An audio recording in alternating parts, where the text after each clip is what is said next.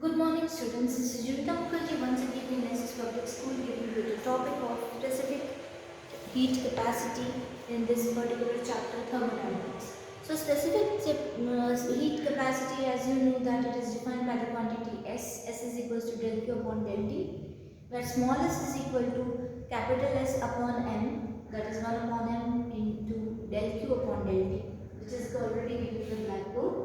And the unit of specific heat capacity is joule per kg per Kelvin, okay, and C is equals to S upon U, where C is the heat capacity, okay, and heat capacity is the molar specific heat capacity, C defined by the value C, and C is independent of the amount of substance itself, and thus it has been given the value is equal to 3 kBT into NA, that is 3 RT. C is equals to del Q upon del T, that is equals to del V upon del T, that is equals to 3R. How it is getting that is 3R? Let's see here how we are getting this particular value. Suppose an amount of a heat del Q is applied to a substance, change in its temperature from T to T plus del T. So specific heat capacity of a substance in the chapter is given by S is equals to del Q upon del T. We expect del Q and therefore heat capacity S to be proportional to the mass of the substance. Further, it should be depend on temperature. That is, a different amount of the heat may be needed for a unit rise in temperature in different temperature. To define a constant characteristic of a substance and independent of the amount, we divide S by the mass of the substance in kg. S is equals to small s is equals to capital S upon M, that is 1 upon M del Q upon del T, is known as the small s is known as the specific heat capacity of the substance, and S is the mass of the substance, capital S is the mass of the substance. It depends on the nature of the substance and its temperature.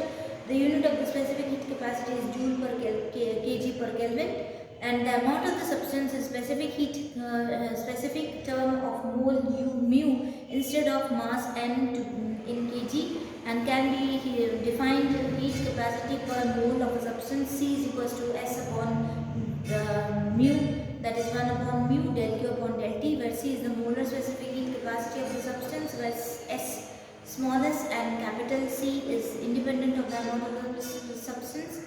C depends on the nature of the substance, its temperature, and the condition where the heat is supplied, and the unit of C is joule per mole per Kelvin, and we shall later on the connection with specific heat capacity of the gases. Additional conditions may be needed to define C or S smallest. The idea in defining C is that simply prediction can be made in regard of the molar specific heat capacity. For table 12.1 list measure specific and molar heat capacity of substance at atmospheric pressure and ordinary room temperature. We shall consider in chapter 13 that the prediction of the specific heat of a gas generally agree with the experiment. We can use the same law of equipartition of energy that we use there to predict molar specific heat capacity of the solids.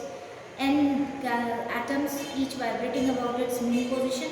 An oscillator in an one-dimensional has average energy, that is 2 into 1 by 2 kBt, where kBt is equal to kBt. In 3 times dimension, the average energy is 3 kBt.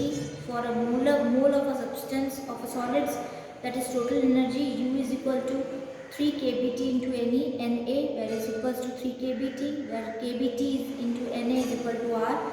Now at constant pressure, del Q equal to del U plus P del V, as is congruent to U, since for the solid it is negligible. C is equals to del Q upon del T, that is del U upon del T is equals to 3R. Now in table 12.1 shows the experimental measured values which generally agrees with the prediction value of the 3R. At ordinary temperature, carbon is an exceptional agreement known as a breakdown at lower temperature. Specific heat capacity of water is defined in this particular graph. Okay, in this particular graph, the specific heat capacity is defined. here it is 1 and it is dropping down the velocity at 0.996, and thus again it is moving towards the high value, that is 100. Okay, up to 100. First it is 20, it is high, then at 40 it is low, and then again at 100 it is high itself.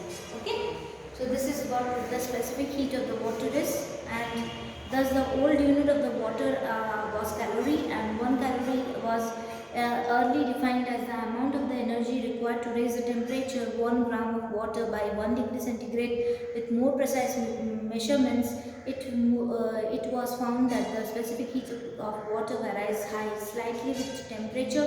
Shows this variation in the temperature range of 0 to 100 degree centigrade. For a specified definition of calorie, it was therefore necessary to specify the unit temperature interval. 1 calorie is defined to be the amount of the heat required to raise the temperature of 1 gram of water from 14.5 degree centigrade to 15.5 degree centigrade. Since heat is just a form of energy, it is preferably to use the unit joule J in SI unit, and the specific heat capacity of water is 4186 joule per kg per Kelvin, or 4186 joule per gram per Kelvin.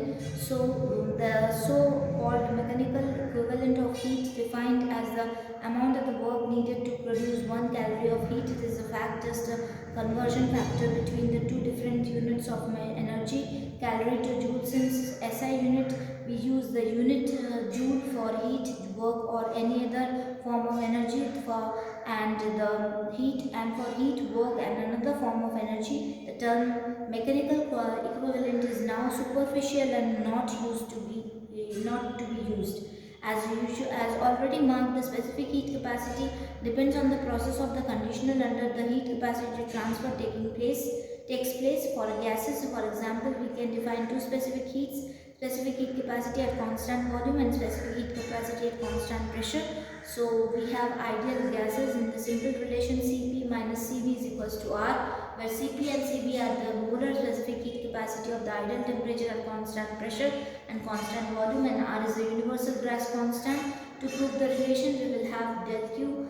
We have 1 mole of gas is equals to del Q is equals to U del U plus P del V. We have Q equal to Q is absorbed at the constant volume, and del V equal to 0. So Cp equal to del Q upon del T, V equal to del V upon del T equal to with respect to V, and del V upon del T itself. This is second equation we have taken. So if we have taken this as second equation, then Cp will be equal to del Q, then with the subscript V is dropped in the last step. Use an ideal gas depend only on the temperature, and the subscript denote the quantity kept fixed. On the other hand, del Q is absorbed at a constant pressure. So Cp is equals to del Q upon del T, V, P equal to del V upon del T P plus P del V upon del T, the P itself at constant pressure. So PV equal to RT. We know it very well. This subscript can be dropped from the first term, since use the ideal gas depends on the temperature T. For the mole of the ideal gas, PV equal to RT, which gives P equal to P into del V upon del T, P equal to R itself, which is the equation 12.9, that is CV, CV, Cp, and this equation, that is the last equation. That is this particular equation. Okay. Then we have this equation 12.9 is Cv. This equation. Okay, and 12.11 is this one equation, this particular equation. These three equations are there, which are desired relationship between this, gives the desired relation of this thing. Clear? So this is this particular equation, and this particular equation is the desired relation of this thing.